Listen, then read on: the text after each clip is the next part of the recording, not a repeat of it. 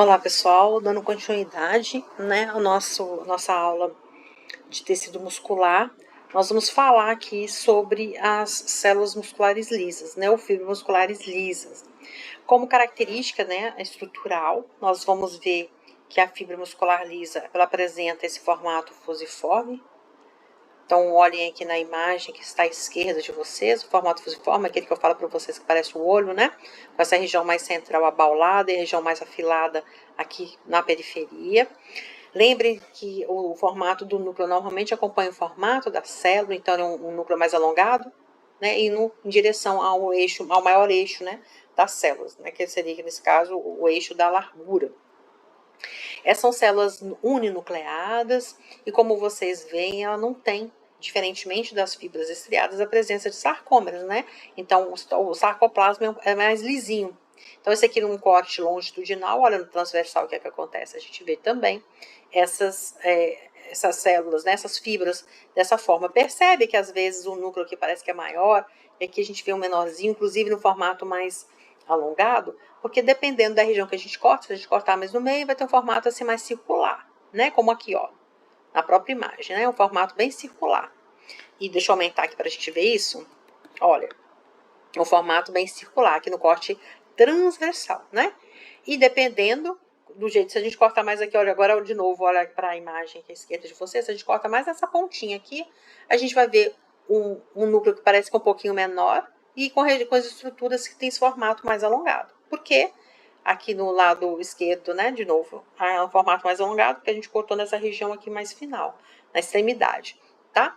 E no corte longitudinal, a gente vai ver essa posição com o núcleo, né, tentando acompanhar aqui o formato, tentando acompanhar, não, acompanhando, né, o maior eixo da orientação da célula. Perceba, então, que o citoplasma dela é mais lisinho, né, quando comparado com o citoplasma da fibra muscular estriada, e a gente está vendo o núcleo aqui em dois formatos, ó.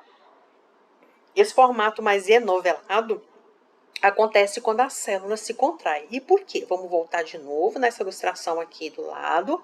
Vocês vão perceber que a gente daqui a pouco vai mostrar uma imagem contando para vocês que as miofibrilas, ou seja, os filamentos intermediários que formam aqui os filamentos, os microfilamentos, né, do sarcoplasma dessas células musculares lisas, eles não formam sarcômeros, mas eles estão entrelaçados, interagindo entre si, tá?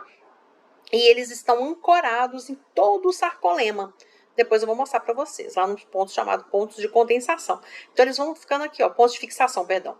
Eles vão estar ancorados aqui. Então, quando acontece a interação entre a quitina e a miosina, que a gente vê que ela diminui de tamanho, ela vai puxar daqui para cá. Então, vai puxar daqui para cá. Todos os pontos da membrana vão ser puxados aqui para o centro. É como se você pegasse uma bexiga, uma bola, e apertasse, se ela fosse uma que coubesse entre as palmas da sua mão, e apertasse ela de todas as regiões. Então, ela vai diminuir aqui para o centro. Diferente da fibra muscular estriada, que diminui de tamanho daqui, ó, daqui para cá. E daqui para cá, né? Só assim, lateralmente. A fibra muscular lisa como um todo, tá? Que ela vai diminuir de tamanho. Então, o que mais a gente vai dizer dela e vai conseguir ver aqui? Então, no corte longitudinal e transversal, a gente já explorou. E só para reforçar o tamanho dela, né? Que pode variar de 20 a 500 micrômetros. Mais uma coisa importante para falar? Sim. Algo que a gente não deve perder de vista, né? De considerar quando a gente pensa em propriedades biológicas do tecido muscular. Que a fibra muscular, aquela fibra estriada, independente se ela é uma fibra muscular estriada cardíaca ou esquelética, ela é colocada em termos de classificação com relação a potencial de divisão dessas células. Elas são células chamadas células perenes. São células que não se dividem mais, ao contrário das células musculares lisas, que são estáveis. Então, não são células que estão sempre se dividindo, mas quando necessário, elas podem se dividir, né? Então, em um tecido formado por células musculares lisas, pode haver esse processo, né, de regeneração do tecido. Se danificou, ele pode fazer novas, diferente dos tecidos formados por células musculares estriadas. Lembre que quando eu uso esse termo estriadas, porque significa que várias têm formação tanto para cardíaca quanto para esquelética, tá? Olha que linda essa imagem aqui. Tá mostrando pra gente um corte visto a microscopia eletrônica de transmissão, que é essa que a gente consegue ver por dentro da célula, né? Então, a gente consegue ver algumas células. Então, eu vou mostrar para vocês a membrana, o sarcolema dessa célula, aqui um pedacinho de outra célula, uma terceira, quarta, quinta. Vamos focar nessa aqui que está maior, que inclusive está mostrando o núcleo, tá? E todas essas outras também são fibras musculares lisas. O que eu quero chamar a atenção para vocês aqui, tá? Vamos olhar comigo, eu vou aumentar aqui para a gente ver um pouco mais de detalhe, porque é importante para o que a gente quer fazer agora. Porque em termos de ultraestrutura, ou seja, de como a gente conhece melhor, né, a formação, a organização dessas fibras musculares, eu chamei a atenção para vocês na aula de músculo estriado, que a gente tem o sarcolema, que é formado, então, que é a membrana, né? Lembra que a membrana, só que a gente chama de sarcolema? E a gente está vendo aqui que ele não é contínuo. Lembra que, não é, que o sistema, a gente está falando de sistemas biológicos. Então, aqui, a gente está considerando que tem reentrâncias, um sobe e desce, não é lisinho. Se a gente for pegar essa mãozinha aqui, olhando para a mãozinha, ó, vendo aqui que a gente está fazendo um caminho, de repente, olha o que aconteceu, pessoal, ó, uma projeção para dentro em direção, como se fosse uma invaginação para dentro em direção ao sarcoplasma. Então, ele fez esse processo, fez aqui um outro, essa bolinha aqui mais um, continua acompanhando comigo. Aqui mais um. Olha o outro aqui, mas já ainda está aberto. Esse aqui está mais fechado e mais um. E a gente vai encontrar vários, né, olha, ao longo do sarcolema. Que estruturas são essas? Ué, Rosa, é o sarcolema, ele só está fazendo esse desenho. Mas olha só, ele formou uma estrutura sacular, uma estrutura vesicular. Essa vesícula, ela não se desprende do sarcolema, tá? Ela continua sendo sarcolema, só que é só essa parte sacular. E dentro dela, o cálcio fica aqui, armazenado dentro dessa vesícula, tá? Então, o cálcio aqui do meio extracelular, ele fica armazenado aqui dentro. Significa dizer que essa estrutura, cujo nome é cavéula, ou seja, cavidade, ela armazena cálcio, mas ela não é uma organela da célula ou fibra muscular lisa.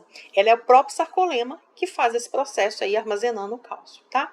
Então, é um armazenamento extracelular, não está dentro do sarcoplasma. Conhecendo mais, reconhecendo, na verdade, porque você já viram algumas vezes essas estruturas comigo aqui, ó. Essas duas aqui, elétron densas, são cortes, né, de segmentos da mitocôndria. A gente está vendo aqui uma mitocôndria, outra mitocôndria. Vendo as células vizinhas também, elas têm mitocôndria, né, que é as cristas mitocondriais, como essas linhas mais elétron densas aqui dentro da matriz mitocondrial. Aqui também tem outra mitocôndria. A gente consegue ver um monte de pontinhos aqui que possivelmente são ribossomos e outras organelas. O próprio núcleo, né, que eu não chamei a atenção ainda, mas é um núcleo que está com bastante cromatina na fase eucromática, né, está bem aberto. Olha aqui a dupla camada, né, da membrana nuclear, né, aqui dá para a gente ver, ó, os dois conjuntos de membrana aqui formando um envoltório nuclear, tá? Então, essa é uma célula muscular ou fibra muscular lisa. Não esquece, essa estrutura vai ser extremamente importante, porque como a gente já viu anteriormente, sem cálcio não tem contração muscular. Vamos entender, então, ao longo dessa aula, onde é que entra, como é que é a participação do cálcio, certo? Então, se a gente considerar, vou diminuir mais um pouco, olha, a gente está vendo aqui o músculo, né, inteiro. Então, tem várias fibras, lembra que as fibras, né, se organizam para poder formar o músculo. Em torno de cada fibra muscular, a gente tem um pouco de tecido conjuntivo. O que eu estou vendo aqui nesse intervalo entre uma célula e outra, na matriz extracelular? Estou vendo aqui a presença do colágeno, por exemplo, a fibra de colágeno aqui nessa disposição longitudinal, e quando ele é cortado aqui na transversal, a gente está vendo com essa outra estrutura aqui, certo? Então, a gente está vendo um corte de músculo liso, né? E uma coisa que é muito legal de ver aqui também nessa microscopia é que ela traz um elemento sobre o qual ainda nós não falamos, né? Vamos falar, que vai ser o nosso próximo assunto, que é falar sobre essa estrutura aqui, ó. Deixa eu aumentar de novo, que eu não vou resistir, né? Para mostrar para vocês, é claro. Cada estrutura dessa aqui que vocês estão vendo como uma região mais circular e o centro tá claro, essa região aqui corresponde a um axônio. O que é axônio? A terminação daquela célula nervosa que a gente chama de neurônio. Né? Então, aqui que é conduzido o impulso nervoso. Então, aqui está mostrando um conjunto de axônios fora do sistema nervoso central e a gente dá o nome deles de nervo. Tá? E vocês estão vendo que ele está sendo envolvido por uma dupla camada aqui de membrana, né? Aqui a gente já pode chamar de membrana, quando eu aumento, perdão, que perde a definição, ó, aqui. Mas essa estrutura toda aqui corresponde, então, à mielina, né? A mielinização desse nervo, tá bom? Então, dessa né, dessa terminação nervosa, e o conjunto delas é que forma o nervo, né? Então a gente tem esse músculo sendo inervado. Isso é importante também para uma coisa que a gente vai considerar a seguir. Antes de falar desse processo, que é a contração muscular, vamos pensar porque onde é importante ter esse músculo liso e onde ele está representado, onde ele está presente.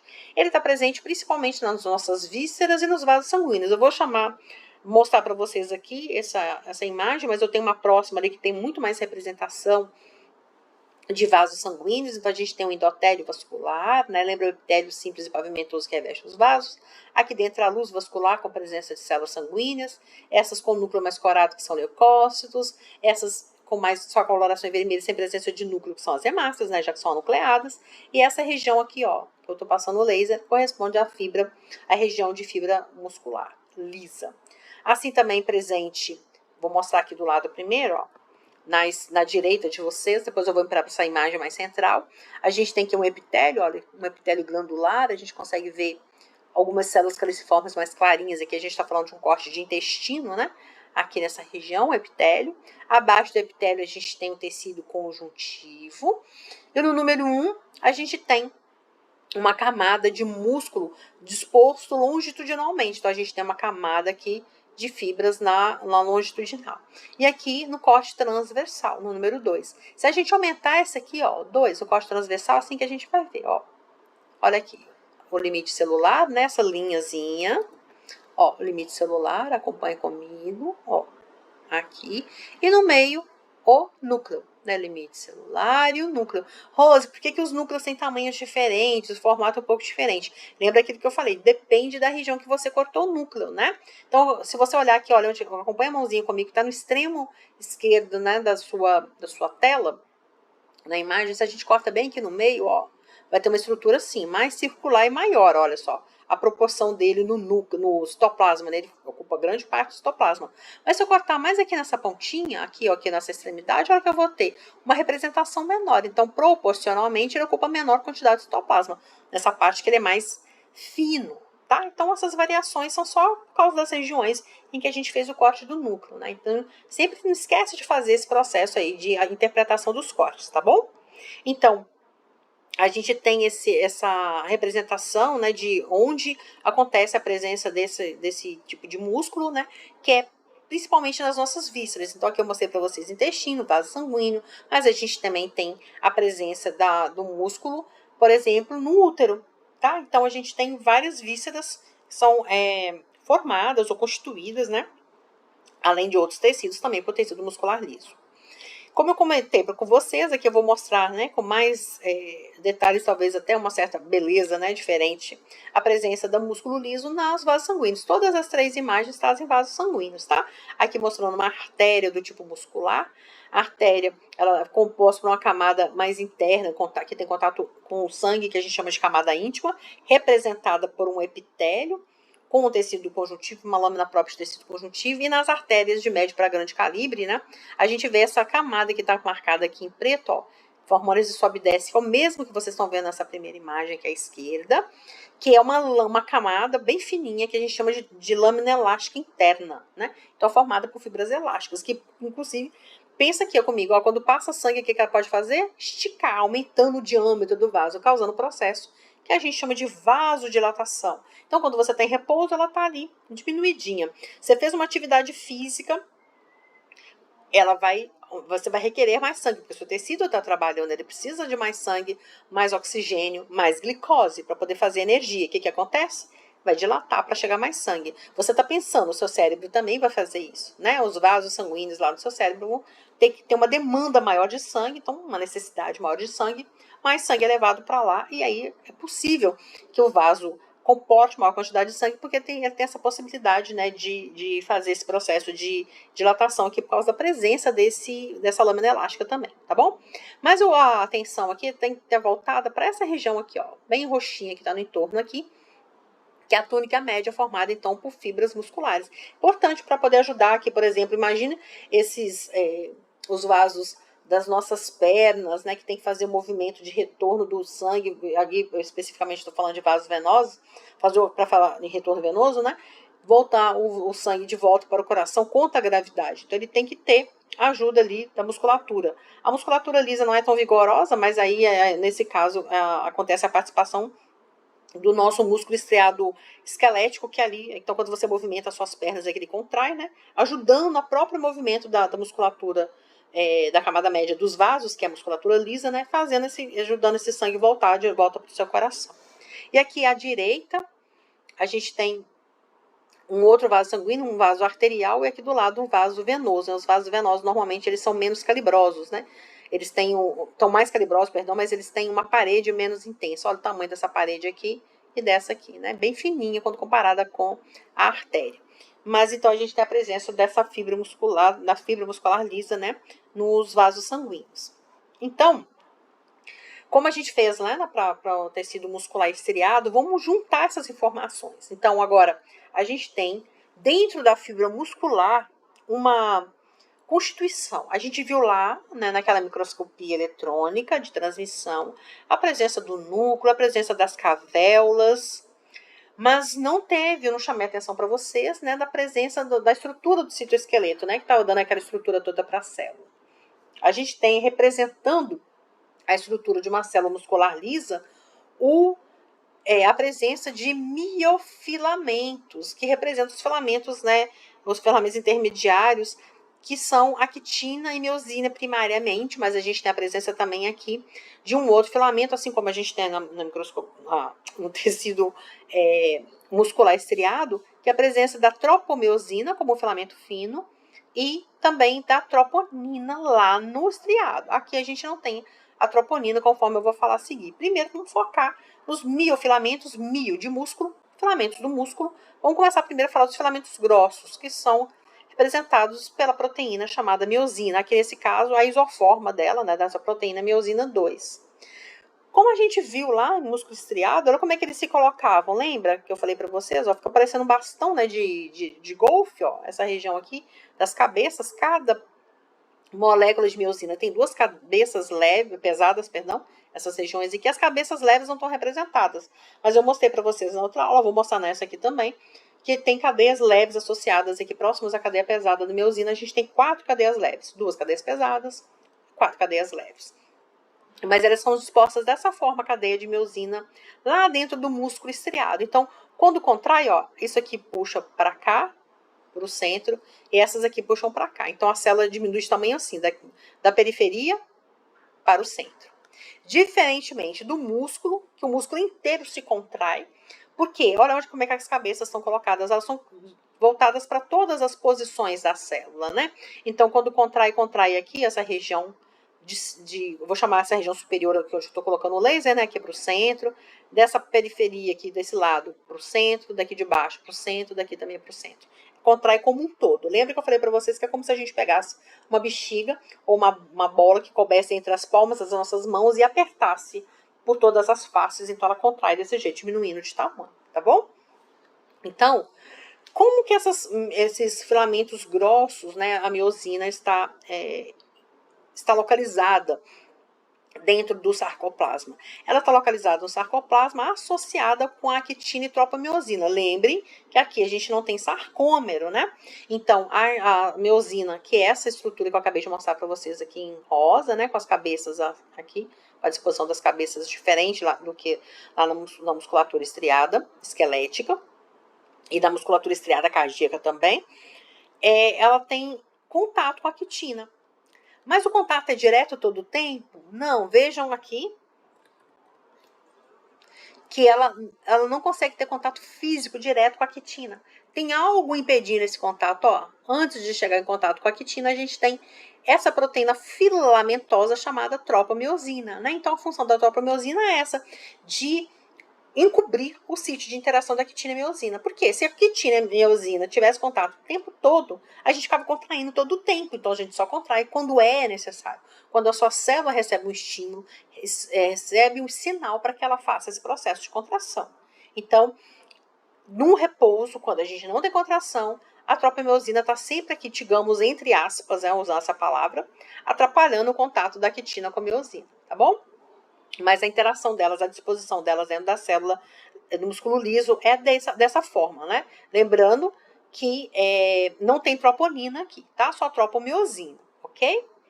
Então, continuando, a gente tem filamentos grossos, que são a miosina, tem filamentos finos, que são a actina e tropomiosina, a célula não tem sarcômero e uma outra coisa muito importante, para ter contração muscular, além dessas proteínas, lembra que a gente precisava do cálcio? Muito bem. Só que aqui, o cálcio, ele vem de uma outra fonte, que é aquela que eu falei para vocês externa, que é chamada cavéola. Lembra que eu mostrei lá naquela fotomicrografia eletrônica de transmissão, não varredura, perdão, que é aquelas invaginações formando estruturas vesículas saculares, ali, vesículazinhas, armazenam cálcio do meio extracelular, né? Uma reserva extracelular. Por quê? Algumas fibras musculares lisas, elas podem nem ter a presença de retículo sarcoplasmático, ou as outras, de uma maneira geral, tem muito pouco. A quantidade é pouca para a contração muscular, então por isso que a gente precisa de pegar cálcio do lado de fora da célula também, para que esse processo aconteça da melhor maneira possível, tá bom? Então, como que acontece essa contração? A contração, para acontecer, para a gente entender melhor, a gente tem que entender como é que essa proteína está interagindo uma com a outra. Então, lembre-se dessa imagem aqui, ó. A gente tem a miosina ladeada sempre, né? Então, de um lado e do outro, a gente tem os filamentos finos, actina e miosina, e tropomiosina. Então, ela está representada como? De que forma aqui nessa célula, né? Nesse desenho esquemático. Então, a gente tem aqui a região do sarcolema, né? Fazendo todo o envoltório aqui da célula, né? Determinando que isso aqui, essa estrutura é uma estrutura celular. Lembrando que a gente tem um núcleo único e central representado aqui. Tem organelas? Claro, claro que tem. Então, tem complexo de Golgi, retículo endoplasmático rugoso, tem mitocôndria. Tem mitocôndria muita? Não, nem tanto quanto se você comparar com tecido muscular estriado. O tecido muscular estriado ele tem mais mitocôndrias do que o tecido muscular liso, tá? Mas também tem que ter, lógico, a gente gasta energia para fazer contração muscular. Tem também complexo de Golgi, porque afinal de contas a gente tem que ter toda a maquinaria de síntese para produzir essas proteínas aqui, né? Os miofilamentos, certo? Então, a gente tem a representação das cavéolas, olha, lembra que a gente falou a chanfradura, vai aqui para dentro, ó, faz esse processo como se fosse uma invaginação. Então, cada região dessa eu deixei desenhado aqui nessa corzinha, ó, para chamar a atenção que cada estrutura dessa é uma cavéola. Lembrando que são dobras do próprio sarcolema, tá? E armazenam cálcio. E aí, Rose, cadê a quitina e miosina? Cadê os filamentos grossos e finos? Eu não vou falar quitina e miosina, eu vou falar miosina, porque é a única proteína que a gente trabalha, né, como é representante dos filamentos grossos, mas eu não vou falar só a quitina, porque lembra que junto com a quitina tem a tropomiosina, então eu prefiro me referir a filamentos finos, porque aí eu não tenho que falar os dois nomes das proteínas, tá bom? Então, quando a gente vai olhar nessa representação esquemática, a gente está vendo aqui essa linha, essa faixazinha mais espessa, né, uma linha bem espessa aqui, não é uma linha, é uma faixa mesmo, né, em vermelho, que representa a miosina 2, ou seja, a miosina a isoforma, né, o tipo de proteína que forma o músculo liso, ou seja, as musculares lisas. O que está em preto aqui, ó, no entorno, lembra que está sempre do lado aqui da miosina, são os filamentos finos. Aqui eles chamaram o nome, chamaram só de quitina. Lembra que a gente também tem a tropomiosina, tá? Então eu vou chamar de filamentos finos. Além disso, o citoesqueleto tem outras proteínas também, como filamentos intermediários, tonofilamentos, todos estão representados aqui. Afinal de contas, a gente está falando de uma célula, tá bom? Mas, para a função primária dessa célula, que é a contração e relaxamento, a gente tem que chamar atenção para essa estrutura aqui. E o que vocês estão vendo? Então, a miosina ladeada pelos filamentos finos, ela está ancorada aqui, ó, no sarcolema, por meio dessas regiões chamadas de pontos ou placas de fixação. Depende do autor, vai traduzir de uma forma ou de outra, tá?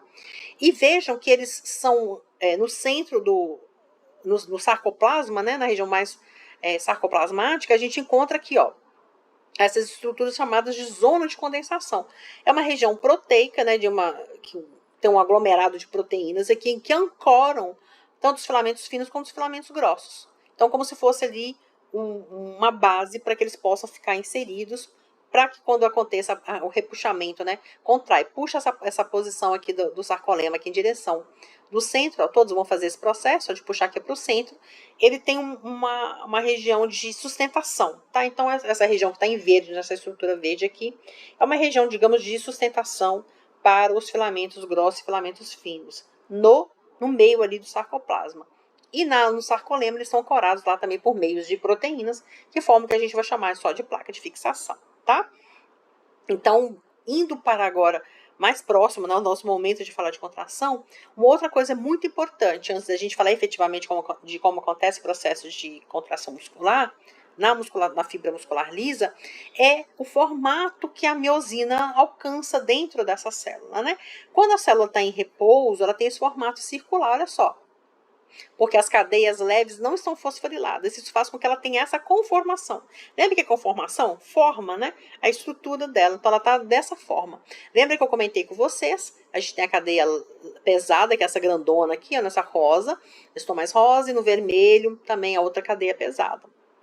E aí essas aqui são menores, eu tenho menos aminoácidos, só que elas são pequenininhas, por isso elas são chamadas de cadeias leves. Lembra que eu já comentei isso com vocês, né? A miosina é formada por 2 cadeias pesadas e 4 cadeias leves, que são essas 4 aqui, ó. 2 em azul, representadas em azul, 2 na cor verde, certo? Quando acontece o estímulo para a contração do músculo, acontece uma série de atrações às quais nós já vamos nos referir daqui a pouco. E aí, uma proteína, né, na verdade, uma proteína que tem uma atividade enzimática, né, que é uma sinase. Então, o que uma sinase faz? Ela quebra resíduos onde tem fosfato, né? Então, sempre, quando a proteína, aqui, em biologia é muito difícil a gente poder usar sempre, né? Mas sempre quando a proteína miosina, independente de qual tipo de fibra muscular que ela tá, lisa ou estriada, né? E se for estriada cardíaca ou esquelética, não importa. Sempre associada, quando ela está em repouso, associada às cadeias leves, a gente tem uma molécula de ATP. Quando essa proteína, chamada sinase da cadeia leve da miosina, interage, ela consegue interagir com a miosina, como ela faz atividade sinásica, ela vai lá e quebra o ATP que está aqui ancorado nas cadeias leves, aqui está falando ó, ATP, e transforma, né, essa molécula agora, então ela deixou de ser uma molécula com 3 fosfatos, trifosfatos, e formou um ADP, uma adenosina de fosfato. E não está escrito aqui, mas lembra que tem a liberação do fosfato inorgânico, e esse fosfato vai para onde? Olha onde que foi parar aqui, ó, nas regiões das cadeias pesadas, aqui bem próximo à cadeia leve, ó. Tanto que ela foi para lá, que quando ela faz essa inserção, o que acontece com a homoforma dela? Ó, deixou de ser circular e ficou aberta, tá? Então, esse ADP não está aqui, mas ele está nessa representação aqui, mostrando então que do ATP, do 3-fosfato, ele virou um difosfato e essa molécula que saiu está aqui. Rose, por que tem 2 moléculas de fosfato? Uma vez de cada ATP, ó. Tem ATP ligado aqui nas cadeias leves dessa região e dessa aqui do outro lado, tá? Lembra que a gente tem 4 cadeias leves, iguais, 2 de um lado e 2 do outro, certo? Então, quando acontece a quebra de energia, a molécula de miosina muda de conformação. Isso vai fazer com que ela consiga interagir agora com a quitina. Então, que é o que eu vou mostrar a seguir. Antes disso, vamos terminar de explorar esse slide, né? Mostrando para vocês aqui, ó. Lembra que eu falei para vocês lá dos corpos ou regiões de condensação, que são essas regiões aqui da célula, ó. Essas regiões que estão circulares aqui. Então, quando a célula sofre o processo de contração, ela vem de um todo, ó. Todo o sarcolema ele vai em direção aqui à região central, onde tem um núcleo, certo? Então, para que a célula entenda, que ela vai ter que fazer um processo de contração, ela precisa ser estimulada para isso. Nada acontece no nosso corpo sem que a gente tenha um estímulo para que aconteça, tá? Então, eu tenho isso muito claro na minha cabeça, que eu gosto de falar isso em todas as aulas, toda vez que eu vou falar que uma função orgânica acontece, ou uma função celular, não importa. Se eu estiver falando como que o meu organismo seja a célula, estou falando só da função celular, se eu estou falando do tecido, se eu estou falando de um órgão, de um sistema, sempre tem um estímulo, né? Tem aquilo que desencadeia, algo que vai desencadear o processo, algo que vai desencadear aquelas etapas, né? Para que aconteça uma função ao final. Então, esse estímulo, normalmente, no músculo liso, o que faz o músculo liso contrair? Pode ser um estiramento. Então, aquelas vezes que você estica assim, o corpo tanto, que parece que tem uma coisa que você sente, parece que vai romper, como se alguma coisa tivesse Isso mesmo, rompido, né? Parece que solta, assim. Esse processo que a gente chama de estiramento. Sinais neurais, então o seu sistema nervoso autônomo libera mediadores químicos que vão fazer esse processo, né, de estimular o seu músculo, como lembra que aqui a gente está falando do sistema nervoso autônomo, né, pessoal? Não esquece, né? A musculatura lisa, ela tem aquela contração que ela é involuntária, por isso ela está sobre a égide, ou seja, sobre o controle do sistema nervoso autônomo, né? Não é o sistema nervoso central, não é o sistema nervoso, é isso mesmo, né? Falei, somático, né? Autônomo somático, e aí a gente tem que a gente não tem controle sobre esse processo, né? Porque está no sistema nervoso autônomo. Eu acabei me confundindo aqui na hora de falar as coisas. E aí, diferente do nosso músculo estriado, por exemplo, então eu penso agora, eu preciso explicar como é a contração do músculo. Então, vem uma série de informações, meu estímulo aqui neural, e aí a minha boca começa a se movimentar, a minha língua se mexe, há uma movimentação das minhas cordas vocais ou pregas vocais, né? Dentro aqui da minha laringe, que está movimentando esse ar que eu usei no processo de respiração. Ele passa na laringe, né? E aí ele se movimenta ali. Eu faço uma movimentação com os músculos dessa região e consigo fazer o processo de vocalização. Eu expresso aquilo que eu penso, assim, verbalmente, oralmente, falando. E posso, inclusive, modular a minha voz, falando bem baixinho ou falando bem alto. Então, eu consigo modular, fazer um som mais grave ou mais agudo, por exemplo. Tudo isso porque eu consigo controlar a minha contração muscular, porque eu estou falando de músculos estriados esqueléticos. Mas eu não consigo controlar a minha musculatura lisa, né? Eu não consigo, por exemplo, você acha que eu quero que o meu estômago ronque? E todo mundo saiba que eu estou com fome? Não. Tem sinais que são liberados, substâncias que são liberadas, não sinais que são liberadas, são substâncias que são liberadas que vão estimular esse processo. Então, por exemplo, tem substâncias químicas ou substâncias hormonais que vão fazer isso. Então, por exemplo, se a gente fala que tem a liberação de estrógeno, a interação, né, de estrógeno com os seus receptores na musculatura, principalmente lá no início, né, no meio do nosso ciclo menstrual, no caso das mulheres, aí a gente tem uma contração, que a gente obviamente não controla, lembra que é involuntário, mas fica ali fazendo o seu útero contrair, sentir, e você sente isso sob forma de dor, e a gente dá o nome dessa dor como cólica, né? Cólica menstrual, cólica uterina, a gente chama de cólica menstrual, né, normalmente. Quando a gente tem, por exemplo, um sinal químico, como pode ser uma toxina, por exemplo, né? Você comeu alguma coisa que não estava lá muito legal, já estava uns dias e não foi bem conservada, algumas bactérias conseguiram proliferar, fizeram lá o seu metabolismo, liberando uma proteína que para nós funciona toxicamente. Por isso que a gente chama essa proteína da bactéria de toxina, né? Ela interage com a nossa musculatura lisa no nosso intestino, contrai, e pode causar um processo de diarreia, porque aí também tem outras implicações para ser diarreia, mas ele vai te causar uma dor. Essa dor, essa cólica intestinal, foi causada por um estímulo químico, né? E também ele é involuntário, certo? Então a gente tem esses estímulos. Uma vez então que um desses estímulos aconteceu, vocês vão ver que vocês vão encontrar esse slide aqui, ó. Eu botei a partir, como tem vários estímulos, eu botei o exemplo de um sinal que vem do seu sistema nervoso central, por isso que está o sistema nervoso autônomo aqui, sistema nervoso central, sistema nervoso autônomo, e aí tem um texto que vai explicar para vocês tudo que vai acontecer no processo de contração da musculatura lisa, e eu não vou ler isso aqui com vocês, obviamente, né? Vocês têm acesso ao slide. Eu vou usar essa imagem para poder explicar aquilo que está lá. Já peço desculpas porque a imagem está em espanhol, eu já tentei colocar a imagem em português no meu livro do Ross, mas toda vez que eu escaneio, e eu já tentei vários scanners diferentes, né? Ele sempre fica com umas manchas de uma cor escura, eu não sei o que acontece. E eu consegui essa imagem na internet, né? Tanto que tá aqui, ó, a referência dela, foi retirada de lá, mas originalmente é uma imagem do Ross, mas está em espanhol, certo? Mas eu vou explicar, e tem aquele outro texto lá que vai ajudar vocês a entenderem, né? Usem mesmo só basicamente a imagem aqui.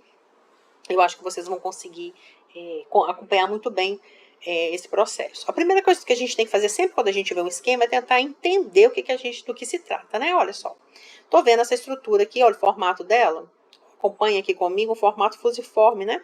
E essa região onde eu estou passando o laser aqui, ó, corresponde ao sarcolema, né? Então, a membrana plasmática da célula muscular é lisa. Então, a gente tem aqui o sarcolema. Aqui dentro, nessa corzinha mais clara, meio pastel, um tom de pêssego, a gente tem a região do sarcoplasma. Reparem que aqui não teve a representação do núcleo, porque a gente precisava de espaço para botar tudo que vai acontecer aqui dentro na região intracelular. Então, ela foi omitida no esquema, mas uma coisa que não foi omitida, que a gente sabe que não tem tanta representatividade, mas é extrema em representatividade numérica, tá? Numérica. Mas importância, ela tem uma altíssima importância nesse processo, que é a presença aqui de um retículo sarcoplasmático. Aqui eles colocaram a simbologia, o acrônimo do REL, né? Retículo plasmático liso, mas lembra que é retículo sarcoplasmático. Tinha que ser RSA, retículo sarcoplasmático. Uma outra coisa importante é a presença dessas proteínas aqui. A gente vai falar o nome delas em função delas daqui a pouquinho, tá? Mas prestem atenção aqui, olha. Lembra dessa molécula dobradinha? Com as cabeças aqui, ó. Miosina, olha aqui. Cadeias pesadas aqui em tons de verde diferentes, não são as duas cadeias pesadas, e as cadeias leves aqui com essas duas cores. Essa aqui saiu bem emboladinha, mas é um azul com laranja, formando as cadeias leves aqui, certo? Então, preste atenção nessa conformação, daqui a pouquinho a gente vai falar mais sobre ela. Uma outra coisa importante a gente identificar aqui são essas proteínas aqui na superfície, tá? Então, essa primeira aqui é um receptor. Aqui estão falando que o sinal que chegou, lembra que eu escrevi para vocês lá, como tendo vindo o sinal do meu sistema nervoso autônomo. Aqui o sinal foi hormonal. Como eu falei para vocês, também são estímulos, né? Para estimular para essa célula entender que a partir dessa interação dessa substância com o sarcolema que a gente tem que desencadear alguma coisa, que seria, no caso, a contração muscular. Então, aqui, no caso, ó, um hormônio entrou em contato com o seu receptor. E aí, o que vai acontecer é que o cálcio que está no meio extracelular, aqui o desenho não está ajudando muito nesse sentido, gente, mas é a única crítica que eu faço a esse esquema, que é você pegar aqui, ó, o sarcolema e ele faz aquelas projeções aqui para dentro. Lembra que de tempos em tempos a gente tem as cavéolas, tá? Ele não tá desenhadinha a cavéola não, mas é da cavéola que tá vindo esse cálcio aqui, certo? Da cavéola. Embora o esquema não esteja mostrando necessariamente isso, certo? Mas tá vindo das cavéolas. E aí o cálcio entra na célula. Aqui tá escrito que são os canais de cálcio sensíveis à voltagem. Não, o primeiro cálcio, as primeiras moléculas de cálcio que entram aqui não são de canais de cálcio voltagem dependentes. São só canais para cálcio. E aí que começam a entrar por causa em resposta a essa estimulação que teve aqui no sarcolema. E aí entra cálcio. Quando entra muito cálcio aqui, a gente tem um aumento de cátions aqui dentro da célula. Então, a gente vai mudar um pouco a polarização da célula, né? E aí essa mudança de polarização, essa entrada de maior quantidade de cálcio na célula, vai acarretar na célula aqui, principalmente na região aqui do sarcolema, um processo de despolarização, tá? E aí essa despolarização é que vai causar abertura para os canais de cálcio voltagem dependentes. Então, vão abrir mais canais de cálcio voltagem dependentes presentes no sarcolema, assim como no retículo sarcoplasmático. E aí, vai ter uma enxurrada, por assim dizer, de cálcio aqui no sarcoplasma. Então, vai ter muito cálcio aqui.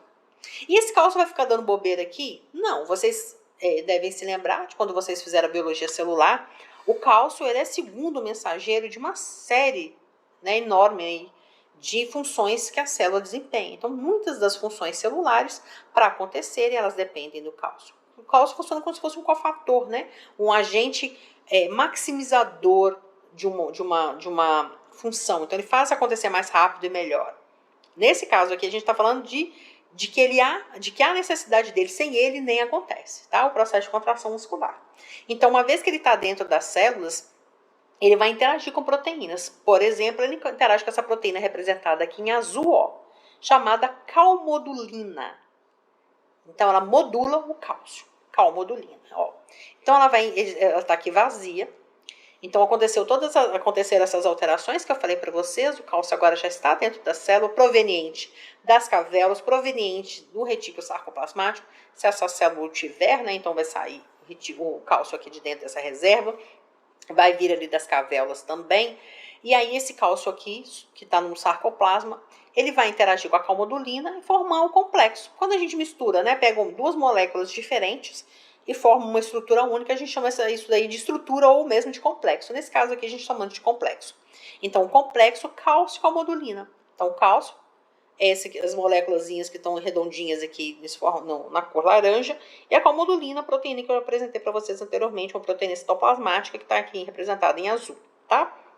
Então, esse complexo cálcio-calmodulina, ele se ficar paradinho aqui no citoplasma, no sarcoplasma, não vai acontecer nada, mas ele não fica assim. Ele acaba interagindo com uma outra proteína, essa aqui, ó, verdinha, que é a proteína que a gente já falou dela anteriormente, que é a sinase. Esse K significa isso, né?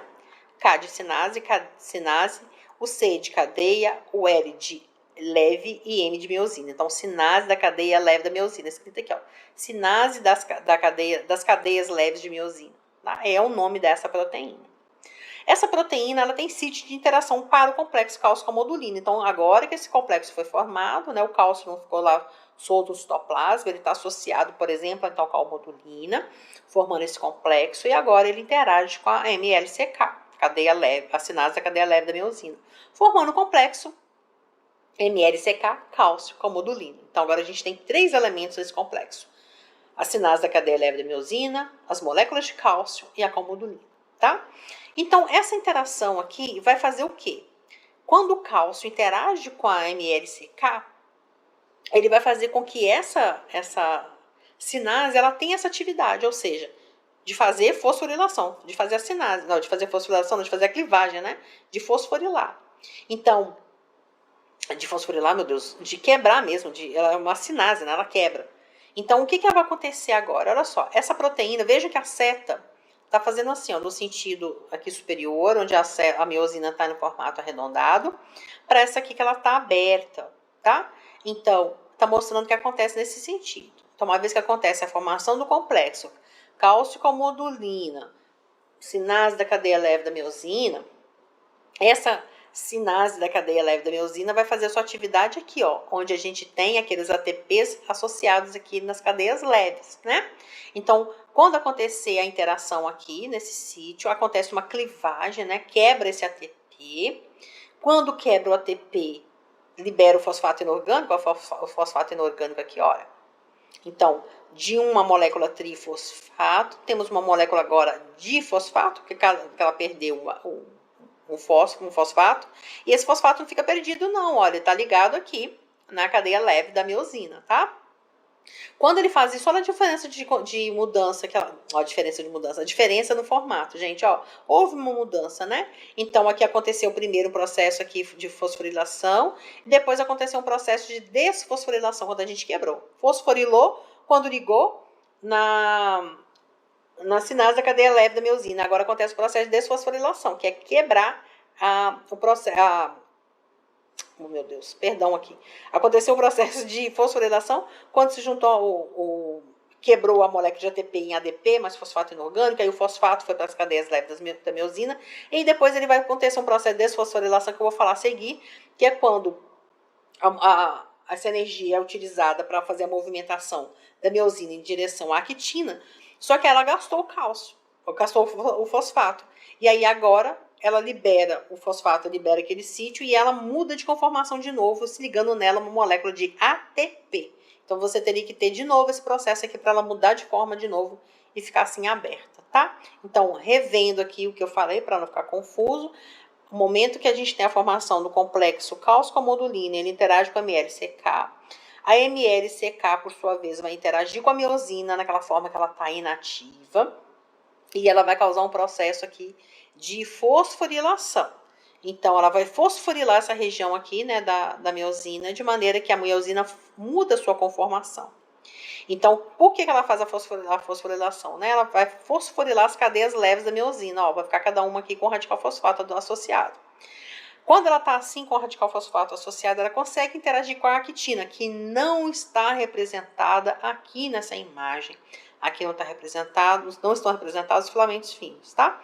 Mas aqui a miosina consegue interagir com os filamentos finos, e aí ele vai causar movimentação do músculo.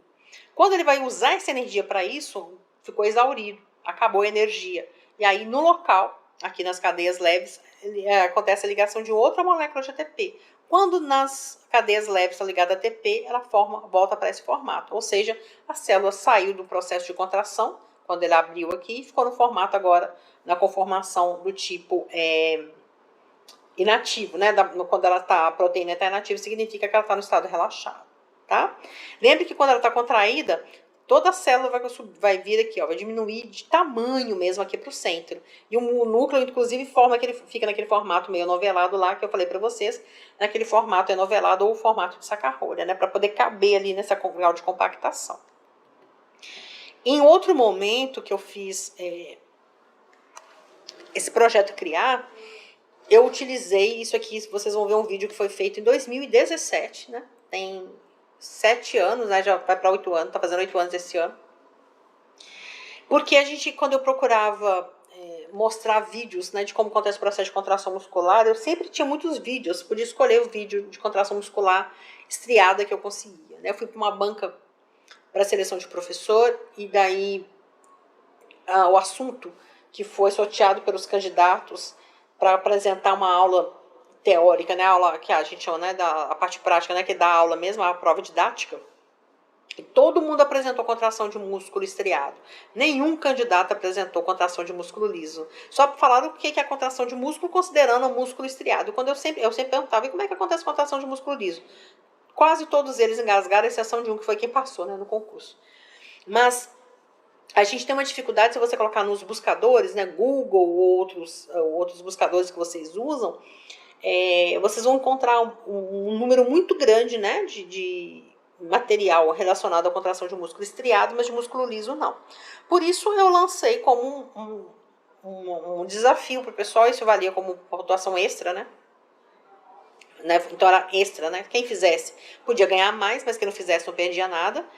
E aí muitos estudantes, na verdade todos os estudantes da turma fizeram, e aí eu queria que fosse algo com movimento. Por quê? Vocês são uma geração que gosta, né, que é o que aprende melhor às vezes quando vê a imagem se movimentando. Né? A minha geração é um pouco diferente, mais visual só, mas não precisa necessariamente ter movimento. Quando tem uma ilustração já ajuda bastante. E as gerações antes da minha, menos ainda, né, era de leitura, muito texto mesmo. Então a gente a gente está mudando, né, as populações vão mudando comportamentos, enfim, outras questões. E aí, essa aqui que vocês vão ver agora vai ser uma animação que foi feita pelo Matheus Salustriano e o Ricardo Simões. Então, já farmacêuticos que estão em atividade. Nós tivemos outros vídeos muito legais também, alguns com alguns erros, vocês vão ver que eu vou comentar também que teve um erro nesse aqui, mas de uma maneira geral foi o mais completo que fizeram. Teve uma menina que é a Thaís Indiara, né? Ela mesma narra, ficou muito bonitinho que ela recortou a folha de papel assim, e ela desenhou cada etapa no papelzinho e ela ia passando. Sabe quando você vai passando papel um por um ali, vai fazendo como se fosse um movimento, né? Ela fez dessa forma, o vídeo ficou uma gracinha mesmo, e que ela fez nesse vídeo também. Enfim, trazendo para vocês variações do projeto Criar, tá, pessoal? Então esse aqui é um deles. Eu vou deixar primeiro ele rodando sem a minha interferência, tá? Então eu vou deixar... Vou colocar aqui o vídeo para poder acontecer. Deixa eu só tirar aqui. Deixa eu aumentar o volume ali, para vocês poderem acompanhar essa apresentação.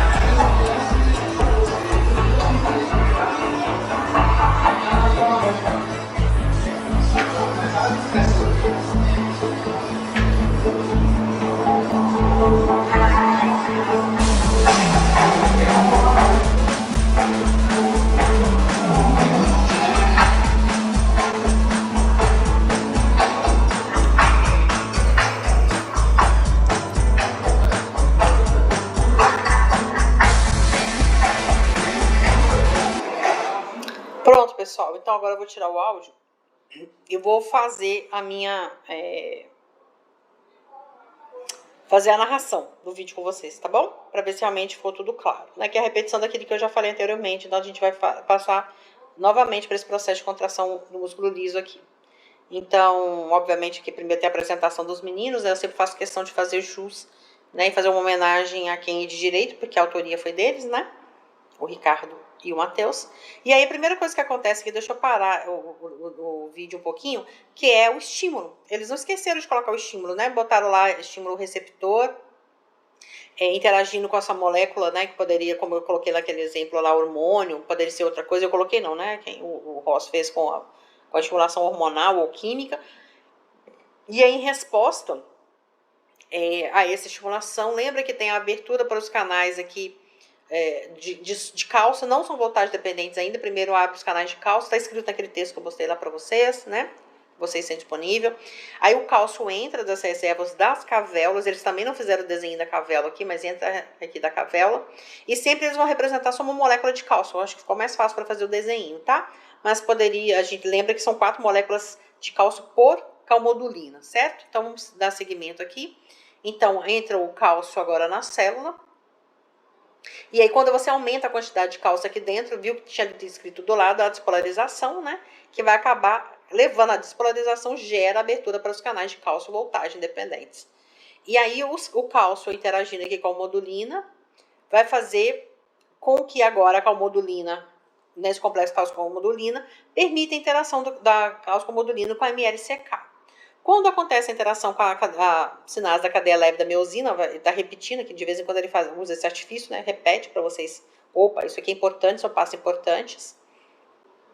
Então, a sinase da cadeia leve da miosina agora vai interagir com quem? Com a cadeia leve da miosina, já que ela tem especificidade para isso, né? Então, ela vai fazer esse processo aqui de fosforilar a cadeia leve da miosina, ou seja, adicionar os radicais fosfatos à cadeia leve da miosina.